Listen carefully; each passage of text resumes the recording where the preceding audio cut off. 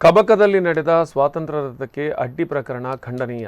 ದಕ್ಷಿಣ ಕನ್ನಡ ಜಿಲ್ಲೆಯಲ್ಲಿ ಈಗಾಗಲೇ ನಡೆದ ಹಲವಾರು ಘಟನೆಗಳು ಇಲ್ಲಿ ಭಯೋತ್ಪಾದನಾ ಕೃತ್ಯಗಳು ನಡೆದಿರುವುದು ಸ್ಪಷ್ಟವಾಗಿದೆ ಎಂದು ಬಿಜೆಪಿ ಶಾಸಕರು ಹೇಳಿದ್ದಾರೆ.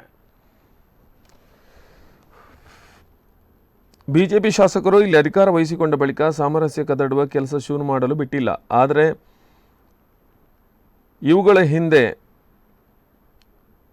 ಯಾವುದೋ ಷಡ್ಯಂತ್ರ ಇದೆ ಎನ್ನುವುದು ಖಚಿತವಾಗಿದೆ ಎಂದು ಶಾಸಕ ಭರತ್ ಶೆಟ್ಟಿ ಹೇಳಿದ್ದಾರೆ. ಸುದ್ದಿಗಾರರ ಜೊತೆ ಮಾತನಾಡಿದ ಅವರು, ಅಭಿವೃದ್ಧಿ ಕೆಲಸಗಳಿಗೆ ಆದ್ಯತೆ ನೀಡಿದ್ದೇವೆ. ಸಾಮರಸ್ಯ ಹಾಳು ಮಾಡುವ ಕೆಲಸ ಇಲ್ಲಿ ನಡೆದಿರುವುದು ಬೆಳಕಿಗೆ ಬಂದಿದೆ. ಈ ಘಟನೆಯನ್ನು ಇಲ್ಲಿಗೆ ಬಿಡೋದಿಲ್ಲ. ಕರಾವಳಿ ಎಲ್ಲ ಶಾಸಕರು ಮುಖ್ಯಮಂತ್ರಿಗಳ ಬಳಿ ಹೋಗಿ ಚರ್ಚಿಸಿ ಸಂಘಟನೆ ನಿಷೇಧ ಕಾನೂನುಬದ್ಧ ಪ್ರಕ್ರಿಯೆಗಳನ್ನು ಮಾಡಬೇಕೆಂದು ಅವರು ಆಗ್ರಹಿಸಿದ್ದಾರೆ. ಒಂದೆರಡು ಸತಿ ಹೋಗಿ ಅದನ್ನು ವಿಸಿಟ್ ಮಾಡಿದ್ರೆ ಅವರಿಗೆ ಗೊತ್ತಾಗ್ಬೋದು ಹೇಗೆ ಅಲ್ಲಿ ಯಾವ ರೀತಿಯ ಕಷ್ಟಗಳನ್ನು ಅನುಭವಿಸಿದ್ದಾರೆ ವೀರ್ ಸಾವರ್ಕರ್ ಅನ್ನೋದ್ರ ಬಗ್ಗೆ.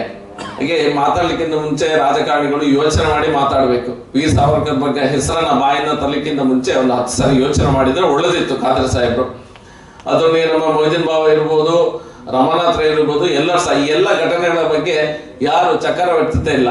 ಎಲ್ಲರೂ ಸಹ ಹೇಳಿ ತನಿಖೆ ಆಗ್ಲಿ ಅನ್ನುವಂತ ಮಾತನ್ನ ಸಹ ಹೇಳ್ತಾ ಇಲ್ಲ. ಸರಿಯಾದ ತನಿಖೆ ಆಗ್ಲಿ, ಈ ಕೆಲಸದ ಹಿಂದೆ ಯಾರಿದ್ದಾರೆ, ಯಾರ ಕೈವಾಡ ಉಂಟು, ಅದ್ರ ಬಗ್ಗೆ ಇವ್ರು ಯಾರು ಸಹ ಮಾತುಕತೆ ಮಾಡ್ತಾ ಇಲ್ಲ. ನಾವು ತನಿಖೆ ಮಾಡೋದನ್ನ ಮಾಡ್ತೇವೆ, ಇದ್ರ ಹಿಂದೆ ಯಾರಿದ್ದಾರೆ. ಯಾಕಂದ್ರೆ ಹೇಳಿದ್ರೆ